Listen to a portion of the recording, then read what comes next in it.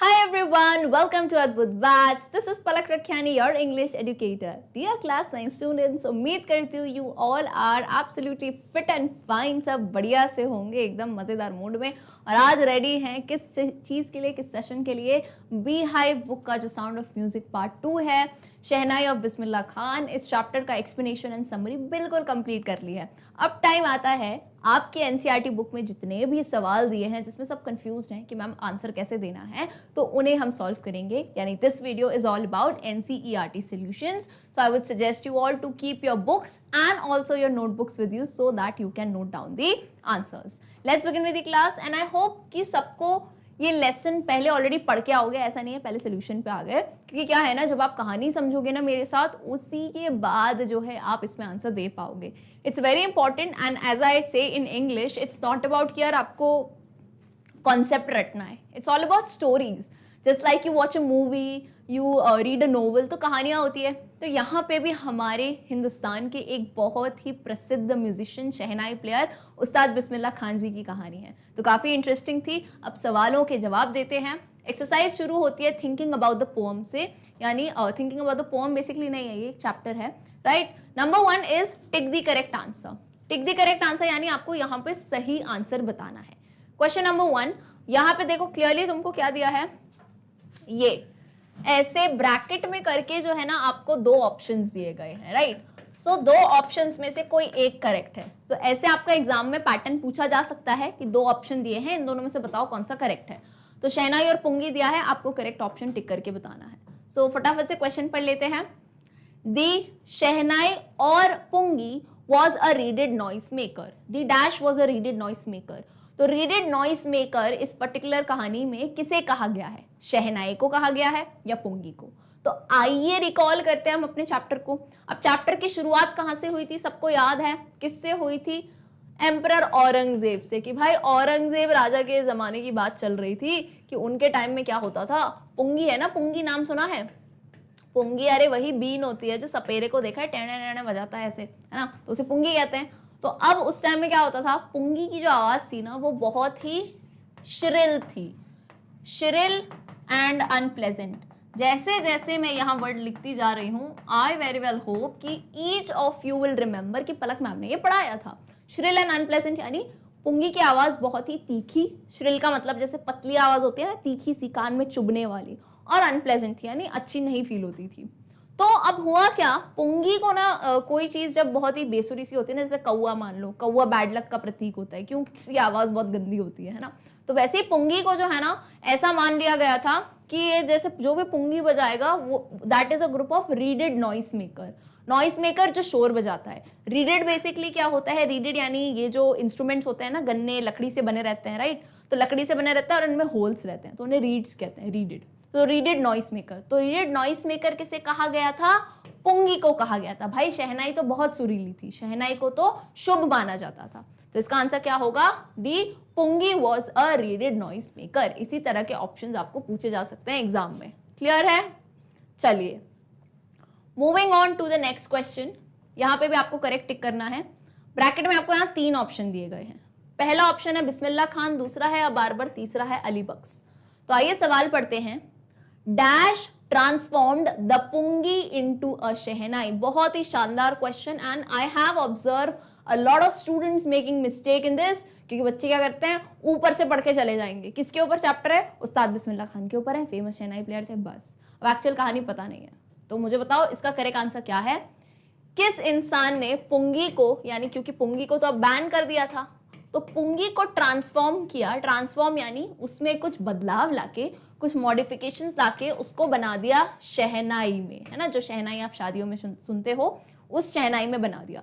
तो ये ट्रांसफॉर्मेशन किसने किया था, बिस्मिल्लाह खान ने किया था, अबारबर किसी नाई ने किया था, या फिर अली बख्श ने किया था। तो करेक्ट आंसर क्या है, कोई क्या बोलेगा बिस्मिल्लाह खान, बिल्कुल नहीं, that is the wrong thing. यहाँ पे आंसर है अबारबर। अब मैं बता रही हूँ क्योंकि बिस्मिल्लाह खान के ऊपर पूरा लेसन है, तो सबको लगता है अरे शहनाई तो बिस्मिल्लाह खान जी ने ही ट्रांसफॉर्म किया है, लेकिन ऐसा नहीं है।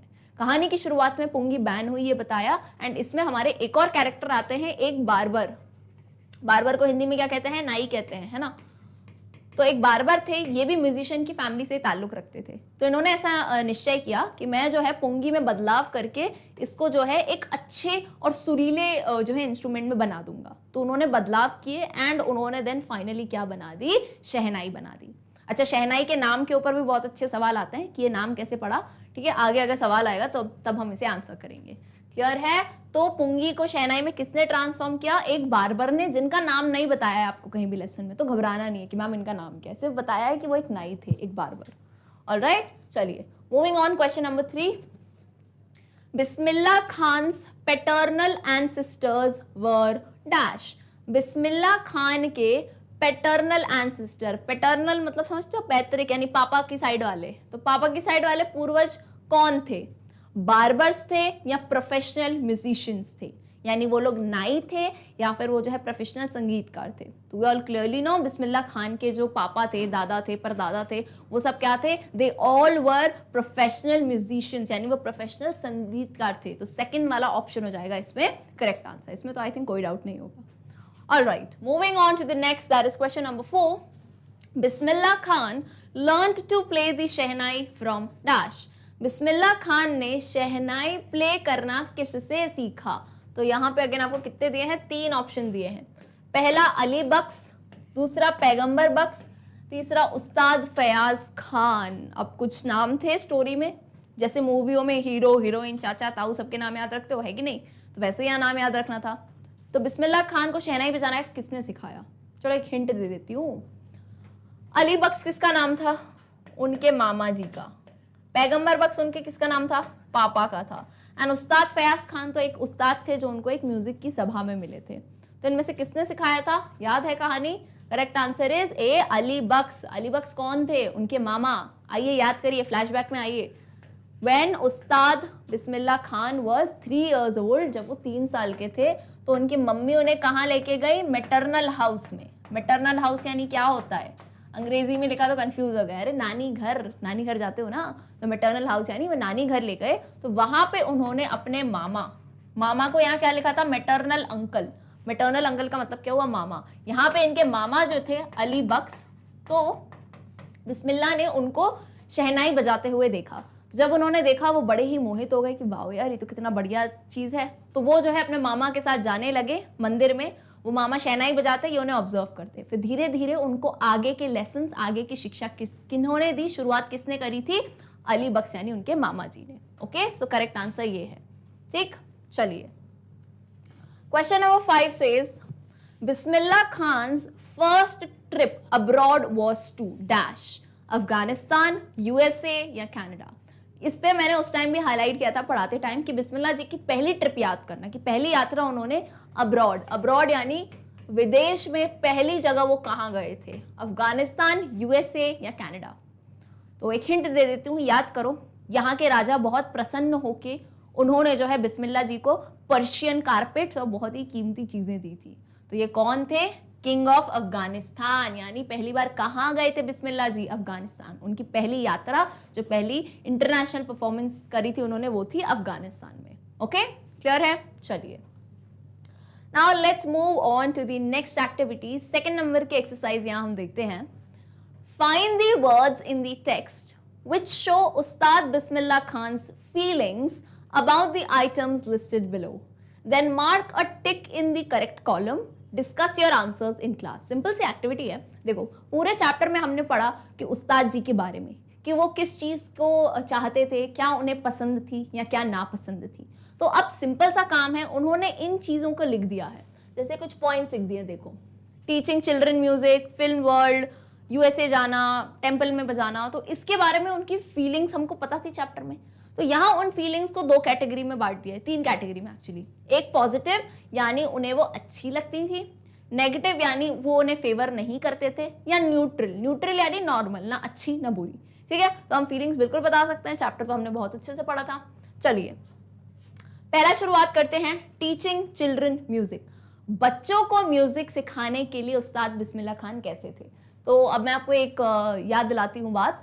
उस्ताद ने जब उन्हें भारत रत्न मिला था तब उन्होंने स्पीच दी थी। तब उन्होंने क्या कहा था? चैप्टर में दिया है क्लियरली कि आप जो है वो लोगों को एक सलाह देते हैं, सजेशन देते हैं कि आप सब अपने बच्चों को जो है ट्रेडिशनल म्यूजिक जरूर सिखाएं, क्योंकि ये हमारे भारत का जो है ट्रेडिशन है, हमारी प्रथा है, तो ये पीढ़ी दर पीढ़ी आगे बढ़नी चाहिए, राइट। तो यानी ये बात उन्होंने कही, चाव से कही, सजेस्ट की, यानी वो क्या थे इस बात के लिए, पॉजिटिव थे, है ना, अच्छा सोचते थे।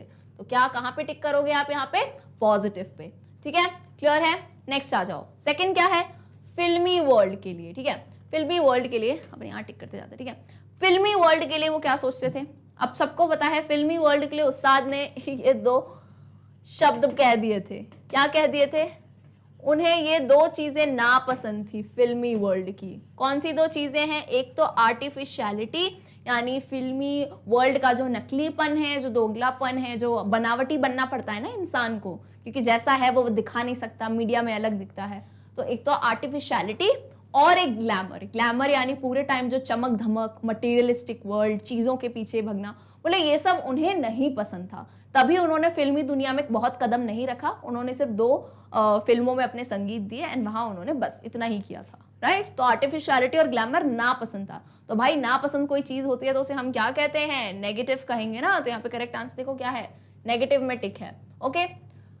चलिए नेक्स्ट आ जाओ, एक एक टिक करते जाते हैं अपन। क्या करा टिक अपन ने, चिल्ड्रन म्यूजिक वाला पॉजिटिव, फिल्मी वर्ल्ड के लिए नहीं, पॉजिटिव नहीं थे, नेगेटिव थे। चलो क्लियर है, नेक्स्ट आ जाओ, माइग्रेटिंग टू USA। अब उनको बताओ, याद करो, माइग्रेटिंग यानी वहां पे शिफ्ट हो जाना। तो उनके स्टूडेंट का केस याद करते हैं। उनके एक शिष्य ने उनसे कहा कि उस्ताद आप जो है USA में एक शहनाई स्कूल को हेड कीजिए, यानी वहां को जो मेन हेड बन जाइए, वहां पे आप लोगों को सिखाइए। और उसने ये भी तक कहा था कि मैं आपको ये स्कूल बनारस जैसा बना दूंगा, यानी बनारस जैसे मंदिर, क्योंकि उस्ताद को बनारस से बहुत लगाव था। तो उस्ताद यहाँ पे कहते हैं कि यार तुम सब तो ले आओगे लेकिन गंगा नदी नहीं ला पाओगे ना। तो यानी उस्ताद बिल्कुल नहीं जो है ना जाना चाहते थे, उनको इंडिया से, बनारस से, डुमराव से बहुत ज्यादा प्रेम था। तो वो कैसे थे USA के लिए, नेगेटिव थे, ठीक है। चलिए, प्लेइंग एट टेम्पल्स, यानी मंदिरों में जो है वो शहनाई बजाने के लिए कैसे थे, क्या सोचते थे। तो सोचिए, वो मुस्लिम यानी अलग धर्म के होने के बावजूद मंदिरों में every morning regularly Kashi Vishwanath temple में वो शहनाई बजाते थे, यानी उन्हें ये काम बहुत ही प्रिय था और उन्हें वहां शहनाई बजाना बहुत अच्छा लगता था। तो यानी वो कैसे थे इस चीज के लिए, पॉजिटिव थे, okay. Next, getting the Bharat Ratna. Bharat Ratna जब उन्हें 2001 में मिला था, which is highest civilian award, तब उस टाइम पे वो कैसा फील कर रहे थे। तो वहां पे क्लियरली लिखा था कि ही वॉज रियर हैप्पीनेस, यानी उनकी आंखें भर आई थी और वो अत्यधिक खुश थे उस मोमेंट पे। तो which means he was absolutely positive. Next, the banks of the Ganga, यानी गंगा नदी के जो तट हैं, किनारे हैं, उनके लिए वो क्या सोचते थे। तो जाहिर सी बात है यार, उनको पूरे दिन, जब वो बचपन में, जब वो मतलब छोटे थे, जब वो रियाज करते थे तो बताते थे मैं पूरे टाइम जो है गंगा मैया की तट पे जो है रियाज करता था। उन्हें इतना प्रेम था, सोचो उनको USA में एक पूरा शहनाई स्कूल बोला कि आप वहां पे लीड करोगे, उनको नहीं जाना था। क्यों, क्योंकि उन्होंने कहा भाई गंगा नदी तो बनारस में ही है, राइट। तो विच मीन्स वो पूरे क्या थे भाई, पॉजिटिव थे। And last but not the least, leaving Banaras and Dumraon, और ये ख्याल करके कि बनारस और डुमराव छोड़ना पड़ेगा, तो वो इस चीज के लिए कैसे थे, नेगेटिव थे, यानी कि मैं बनारस और डुमराव नहीं छोड़ सकता। लीविंग यानी छोड़ना है, तो छोड़ने को कहें तो इस बात के लिए वो नेगेटिव थे, क्योंकि वो चाहते थे कि वो हमेशा वहीं पे ही रहे। क्लियर है। तो किस किस चीज के लिए वो पॉजिटिव थे और नेगेटिव थे। चलिए आगे आते हैं हम नेक्स्ट नंबर 3। अब नंबर 3 इज फाइनली, जैसे हमारे एग्जाम में क्वेश्चन आंसर पूछे जाते हैं, शॉर्ट आंसर टाइप क्वेश्चंस, उस हिसाब से हमने फॉर्मुलेट किया है। अब क्योंकि यहाँ पे आपको डिमांड दी गई है कि भाई 30 से 40 वर्ड में आंसर दो, तो तुम 30 से 40 में आंसर करोगे। एग्जाम में थोड़ा आपको दिमाग ओपन रखना है कि कितने मार्क का क्वेश्चन है एंड कितने वर्ड्स में आंसर देने को कहा है, उस हिसाब से फॉर्मुलेट करेंगे। Alright, beginning with question number 1, why did Aurangzeb ban the playing of the pungi. सबसे पहला सवाल कि औरंगजेब जो एम्परर थे, उन्होंने पुंगी बजाने पे बैन का मतलब क्या होता है, किसी भी चीज पे रोक लगा देना। तो पुंगी बजाने पे रोक क्यों लगाई थी, तो अभी शुरुआत में हमने डिस्कस किया था, क्योंकि पुंगी की जो आवाज थी बहुत ही श्रिल थी, यानी बहुत ही पतली थी, बहुत ही तीखी सी आवाज थी, एंड वो आवाज कानों को पसंद नहीं आती थी, जिस कारण से औरंगजेब जो राजा थे उन्होंने बैन कर दिया कि अब से जो है हमारे ये जो रॉयल कोर्ट है, हमारी जो है राजा का दरबार है, शाही दरबार है, यहाँ पे जो है पुंगी नहीं बजाई जाएगी। ऑलराइट, सो इसी को हम आंसर में कोट करेंगे। Aurangzeb banned the playing of the pungi because it had a shrill and unpleasant sound. ये एग्जैक्ट लाइन आपके चैप्टर में लिखी है, तो मैं हर स्टूडेंट को यही सजेस्ट करती हूँ कि आप इसको बहुत चेंज मत करना, आप अगर ऐसे ही लिखोगे ना अच्छी बात है, क्योंकि इसमें श्रिल और अनप्लेजेंट वर्ड यूज किया गया है, so you can use it totally like that. ठीक है, श्रिल का मतलब क्या होता है, पतली और तीखी।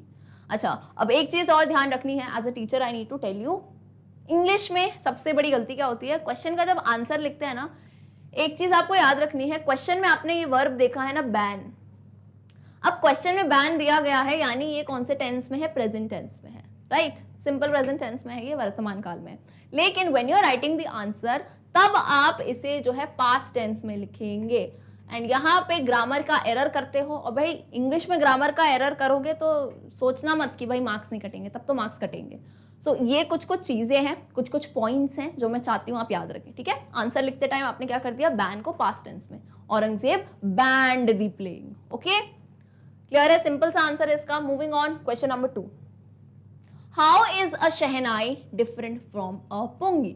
अब सवाल है कि एक शहनाई में और एक पुंगी में क्या क्या डिफरेंसेस हैं, जो कि हमारे चैप्टर की शुरुआत में ऑलरेडी बताए गए हैं। So a shehnai is a pipe with a natural hollow that is longer and broader than a pungi. It has 7 holes on the body of the pipe. तो सिंपल सी बात है, जब बताया ना शहनाई उन्होंने बनाई थी जिन बार्बर ने, तो उन्होंने क्लियरली बताया था कि उन्होंने एक नेचुरल हॉलो जो है पाइप जैसा लिया था, नेचुरल यानी लकड़ी जो थी वो ली थी। हॉलो का मतलब क्या होता है, खोखला होना। जैसे पाइप देखा है ना, पानी का पाइप, अंदर से देखो तो खाली होता है, अबे खाली होगा तभी तो उसमें से जाएगा ना पानी, तो खाली होता है, ऐसा हॉलो कहते हैं।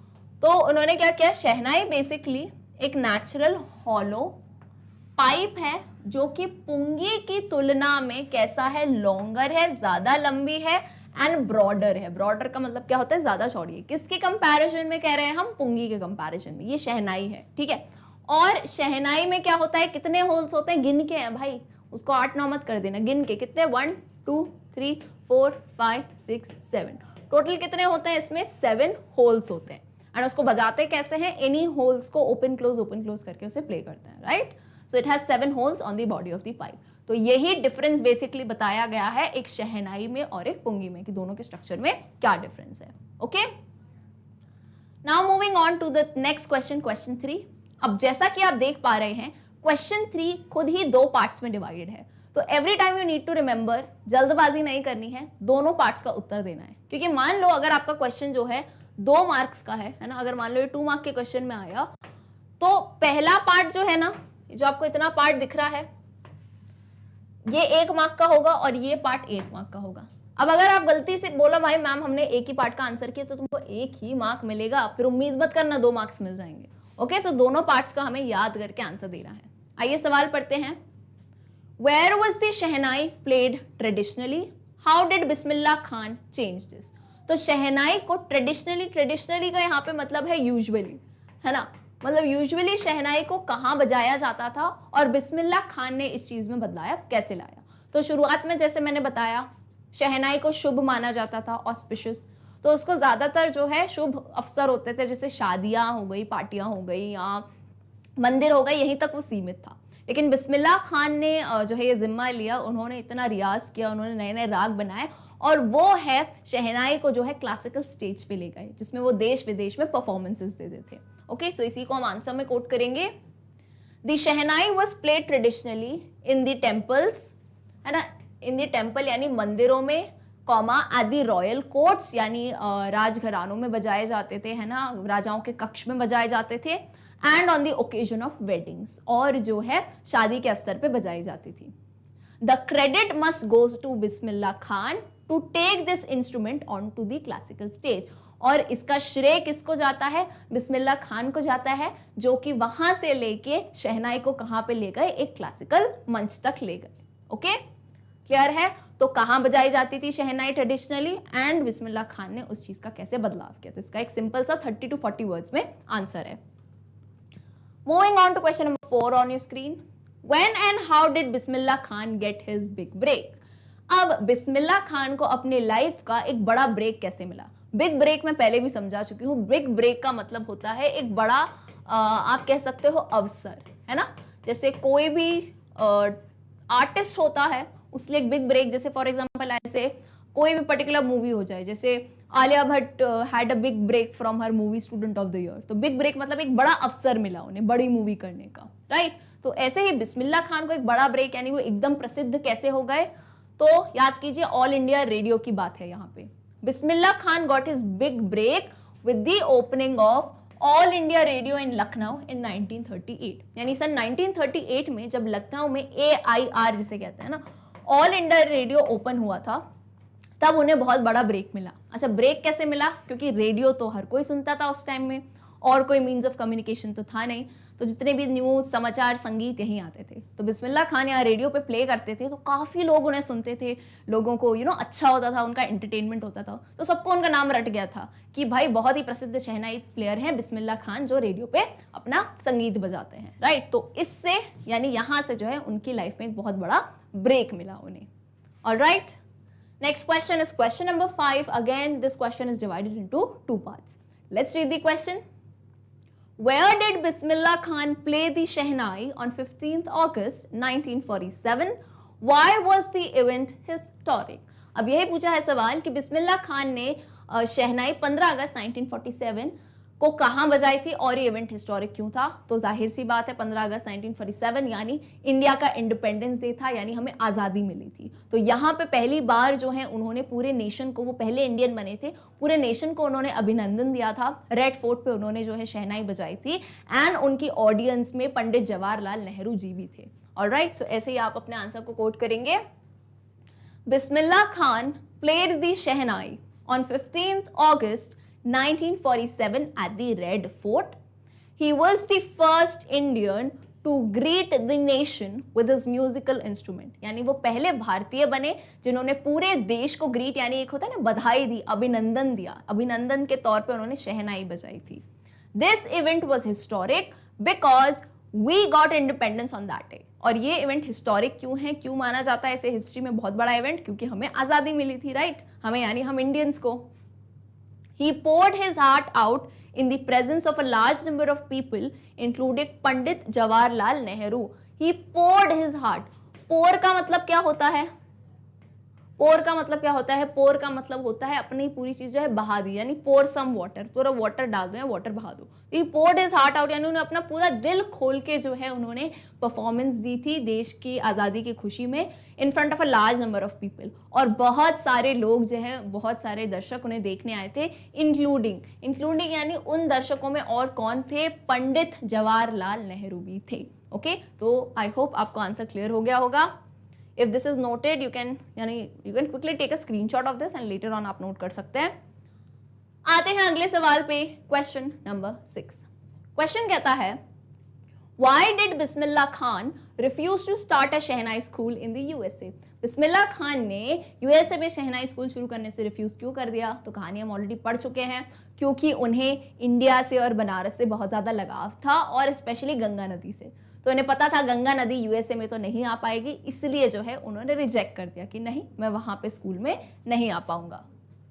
सो ही रिफ्यूज का मतलब क्या होता है, बेसिकली इनकार कर देना है ना, मना कर देना। तो आप देखो क्वेश्चन में रिफ्यूज दिया है और आंसर में हमने पास्ट टेंस लिखा है रिफ्यूज, ठीक है। चलिए, he refuse to start a shehnai school in the USA because he never wanted to leave India, वो भारत को कभी नहीं छोड़ना चाहते थे। He loved Banaras so much and knew that he won't find Ganga River in the USA, because of which he refused to head the school in America. And क्योंकि उन्हें बनारस से बहुत ज़्यादा लगाव था, and he knew यानी उन्हें पता था कि उन्हें गंगा नदी जो है यूएसए में तो नहीं मिलेगी, तो इसी कारण से उन्होंने मना कर दिया कि मैं इस स्कूल का नेतृत्व, हेड यानी स्कूल का नेतृत्व नहीं करूँगा।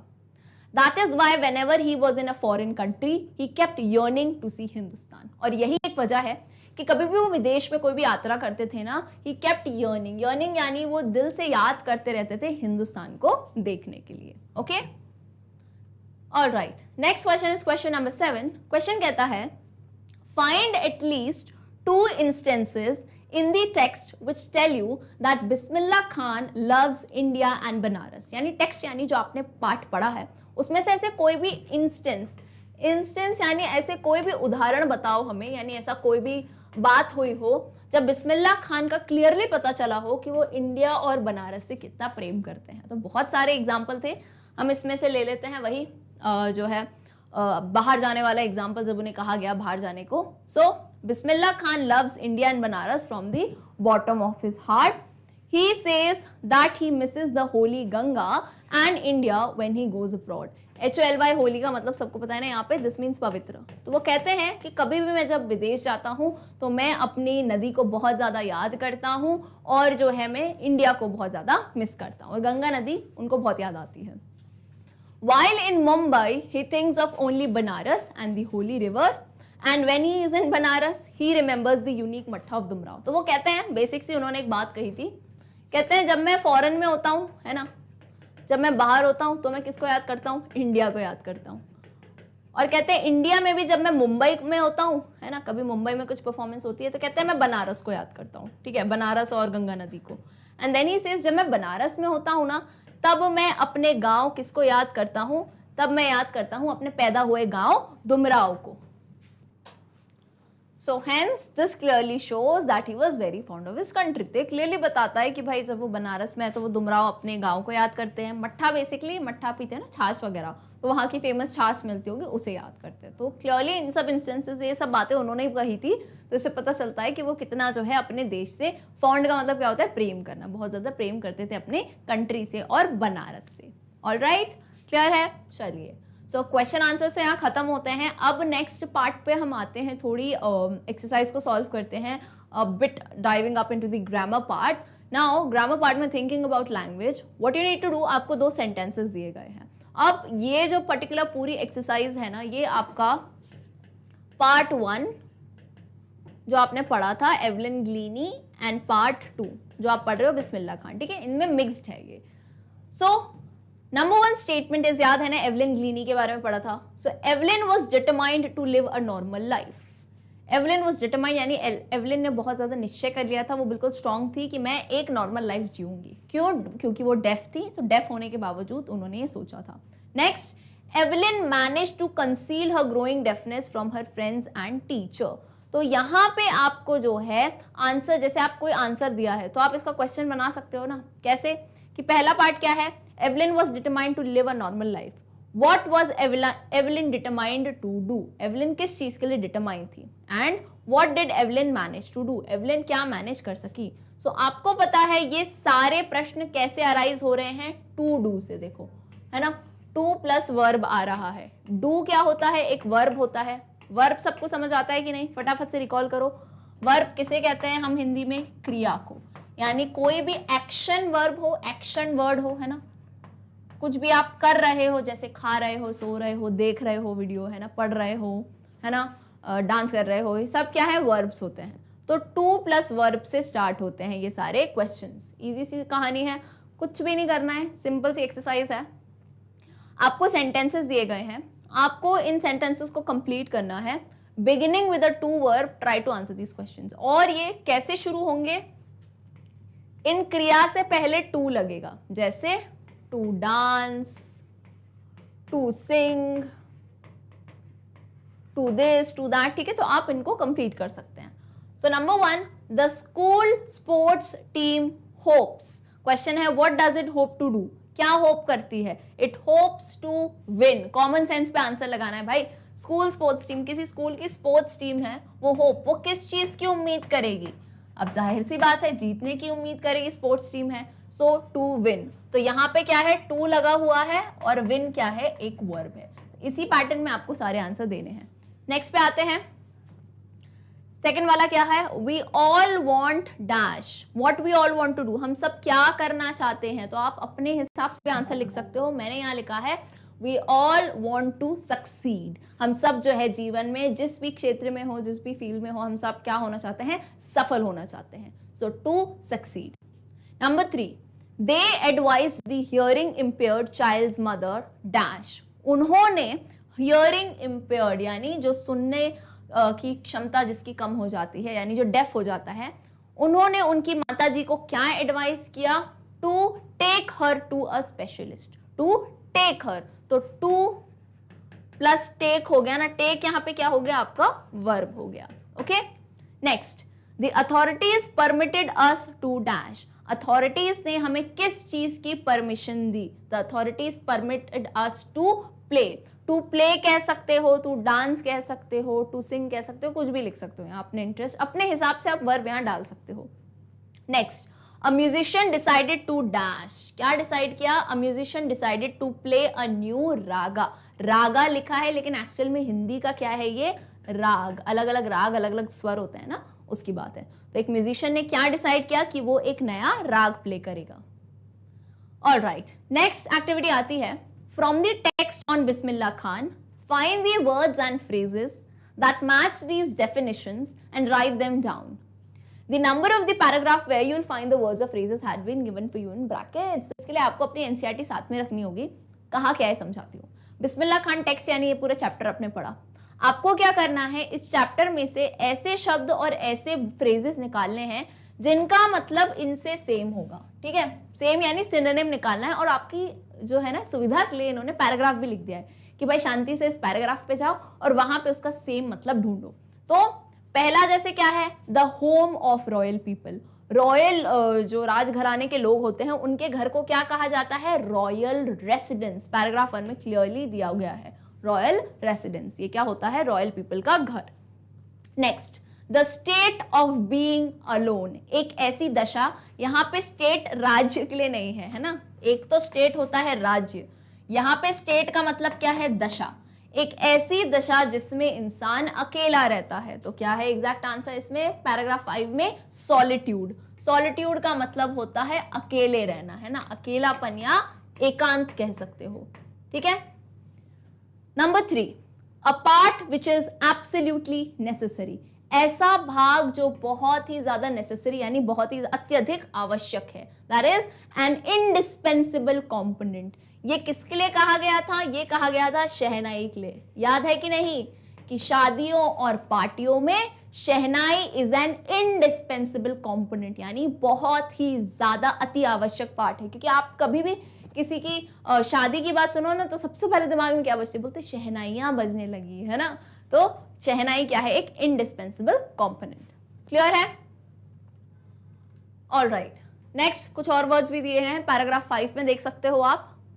To do something not done before, ऐसा कोई कार्य करना जो किसी ने पहले कभी नहीं किया हो, यानी एक नया कार्य इन्वेंट करना, कैसे? एफर्टलेसली, है ना? To do something not done before. Number 5 नहीं, नंबर 5 एक्चुअली नीचे वाला है effortlessly, right? And to do something इसमें एफर्टलेसली नहीं होगा, ये basically to do something not done before will be invent, कि आपने यहाँ पे कुछ जो है नया इन्वेंट किया है, नया आविष्कार, यहाँ एफर्टलेसली नहीं है। चलिए, next is without much effort, यहां पे आएगा एफर्टलेसली, ठीक है? विदाउट मच एफर्ट के यहां पे क्या आएगा? एफर्टलेसली।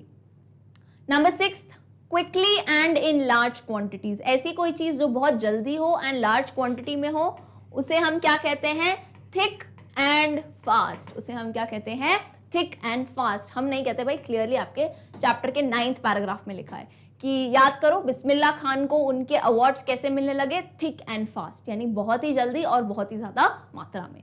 क्लियर है बिल्कुल? चलिए आते हैं हम अब नेक्स्ट पे। ऑलराइट, नेक्स्ट थर्ड एक्टिविटी क्या है? अब यहाँ पे आपको करना है tick the correct answer. Again आपको एक सेंटेंस दिया है और लास्ट में ऑप्शन टाइप दिया है, फर्स्ट एंड सेकेंड। तो आपको सेंटेंस पढ़ना है ना? आपको सेंटेंस को समझना है एंड करेक्ट आंसर को टिक करना है। नंबर 1, मीनिंग समझना बहुत जरूरी है, तभी सही आंसर बता पाओगे। Number 1, when something is revived it dash, जब किसी चीज को रिवाइव किया जाता है, रिवाइव का मतलब क्या होता है? पुनः जीवित करना, है ना? जैसे कोई चीज खत्म हो चुकी थी, फॉर एग्जाम्पल पुंगी को टोटली बैन कर दिया गया था, फिर उसे रिवाइव किया, पुनः जीवित, तो हम क्या कहेंगे? इट रिमेन्स डेड या फिर इट लिव्स अगेन। तो करेक्ट बात क्या है? It lives again. So when something is revived, it lives again. Simple सी बात है, चीज को आपको समझना है सेंटेंस को और करेक्ट बात बतानी है।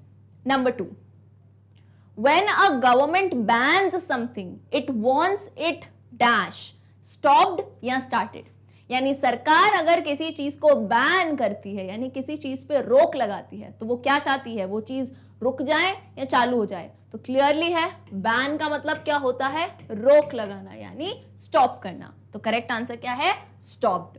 सो when a government ban something it wants it to be stopped. Number 3, when something is considered auspicious welcome it और अवॉइड इट। जब किसी भी चीज को ऑस्पिशियस माना जाता है, ऑस्पिशियस का मतलब क्या होता है, शुभ माना जाता है या लकी माना जाता है, तो हाँ हमें उसे स्वीकार करना चाहिए या उसे अवॉइड कर देना चाहिए। तो ऑफ कोर्स सी बात है, अगर कोई शुभ है ऑस्पिशियस है तो हम उसे वेलकम करेंगे। So welcome it. क्लियर है। Number 4, when we take to something we find it dash boring या इंटरेस्टिंग। जब हम किसी चीज को टेक, अब टेक का मतलब यहाँ पे लेना नहीं होता है, टेक का मतलब होता है जब किसी चीज को हम अपनाएं या उस चीज में हम प्रैक्टिस करें, आगे बढ़ें। तो इसका मतलब क्या है, क्या हमें वो चीज बोरिंग लगती है या इंटरेस्टिंग। तो मैम ऑब्वियस ही बात है, अगर हम किसी चीज को परस्यू करते हैं, किसी चीज को अपनाते हैं, तो हमें वो चीज पसंद है, इसीलिए सो इट इज इंटरेस्टिंग। ठीक है, वो हमें पसंद आती है। Number 5, when you appreciate something you dash find it good and useful, find it of no use. यानी आप जब किसी चीज को अप्रिशिएट करते हो या फिर उसकी जो है, अप्रिशिएट मतलब क्या होता है, किसी चीज की तारीफ करते हो, किसी चीज की सराहना करते हो, तब इसका मतलब क्या है कि वो चीज अच्छी है एंड यूजफुल है। Okay, so number 1 option is correct. Question 6, when you replicate something you do it dash for the first time या फॉर द सेकेंड टाइम। जब भी आप किसी चीज को रेप्लिकेट करते हो, रेप्लिकेट का मतलब क्या होता है, किसी चीज की कॉपी बनाना। कॉपी का मतलब क्या होता है, दूसरी हुई है ना, पहली तो रहेगी नहीं ओरिजिनल, दूसरी। तो इसका मतलब आप उसको पहली बार कर रहे हो या दूसरी बार, तो यानी दूसरी बार, for the second time. And last is when we come to terms with something it is still upsetting, no longer upsetting. Come to terms का मतलब क्या है, जब हम किसी चीज से अग्री करते हैं। अरे जैसे किसी कंपनी में टर्म्स एंड कंडीशंस होते हैं, तो हम कहते हैं I will come to terms with you, यानी आप किसी से सहमत हो, है ना। कम टू टर्म्स यानी आप सहमत होते हो किसी चीज से। तो it is still upsetting, upsetting यानी वो चीज आपको अभी भी परेशान करती है, या नो लॉन्गर अपसेटिंग, अब आपको वो चीज प्रॉब्लम नहीं करती है, वो टर्म्स आपके लिए क्लियर है। तो क्लियर है, it is no longer upsetting, क्योंकि आप उस हर टर्म से सहमत हो, तो यानी वो चीज आपको अब अपसेट नहीं करती है, अब परेशान नहीं करती है। क्लियर हो गई ये सारी चीजें। All right, dear students, so with this we end the NCERT solutions। उम्मीद करती हूँ क्वेश्चन आंसर्स के साथ साथ आपको थोड़ा ग्रामर एंड लैंग्वेज के बारे में सीखने को मिला होगा कि किस टाइप के थोड़े बहुत सवाल जो है पूछे जा सकते हैं। So thank you so much for watching this session. मिलते हैं हमारी अगली क्लास में, तब तक के लिए गुड बाय।